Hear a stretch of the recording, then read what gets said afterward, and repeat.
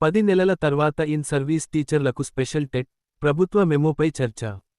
అమరావతి, విద్య, రాష్ట్రంలోని in service ఉపాధ్యాయులకు ప్రత్యేక టెట్ నిర్వహించేందుకు ప్రభుత్వం పాఠశాల విద్యాశాఖకు ఆదేశాలు జారీ చేసింది.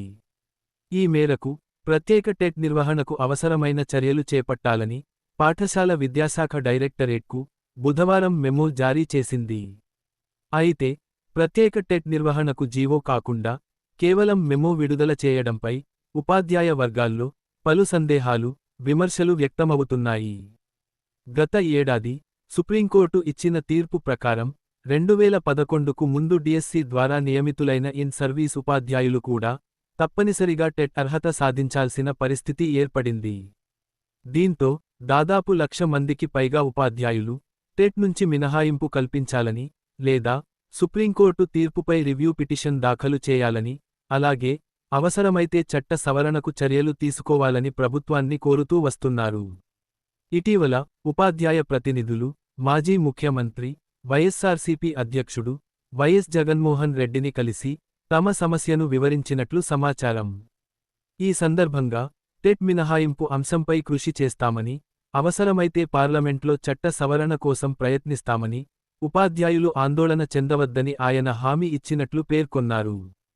అనంతరం ఇన్ సర్వీస్ ఉపాధ్యాయుల సమస్యపై స్పందించాలని ముఖ్యమంత్రి చంద్రబాబు నాయుడిని సామాజిక మాధ్యమం ఎక్స్ వేదికగా ప్రశ్నించారు. దీనికి కొద్ది గంటల వ్యవధిలోనే ప్రభుత్వం ప్రత్యేక టెట్ నిర్వహణకు సంబంధించి మెమో జారీ చేయడం గమనార్హంగా మారింది. అయితే ప్రభుత్వం తీసుకున్న ఈ నిర్ణయంపై ఉపాధ్యాయ సంఘాలు భిన్నాభిప్రాయాలు వ్యక్తం చేస్తున్నాయి. ఇప్పటికే ఏపీ టెట్ జూన్ 2026 నోటిఫికేషన్కు రాష్ట్ర వ్యాప్తంగా 2,13,540 దరఖాస్తులు రాగా, వాటిలో 74,295 దరఖాస్తులు ఇన్ సర్వీస్ ఉపాధ్యాయులవేనని సమాచారం. ఒక్కో సబ్జెక్టుకు ₹1,000 చొప్పున ఫీజు కూడా వసూలు చేశారు. ఇప్పుడు ప్రత్యేక టెట్ నిర్వహిస్తే ఇప్పటికే దరఖాస్తు చేసిన ఇన్ సర్వీస్ ఉపాధ్యాయుల దరఖాస్తులు, చెల్లించిన ఫీజుల విషయంలో ప్రభుత్వం ఎలాంటి నిర్ణయం తీసుకుంటుందనే అంశంపై స్పష్టత ఇవ్వలేదని ఉపాధ్యాయులు పేర్కొంటున్నారు.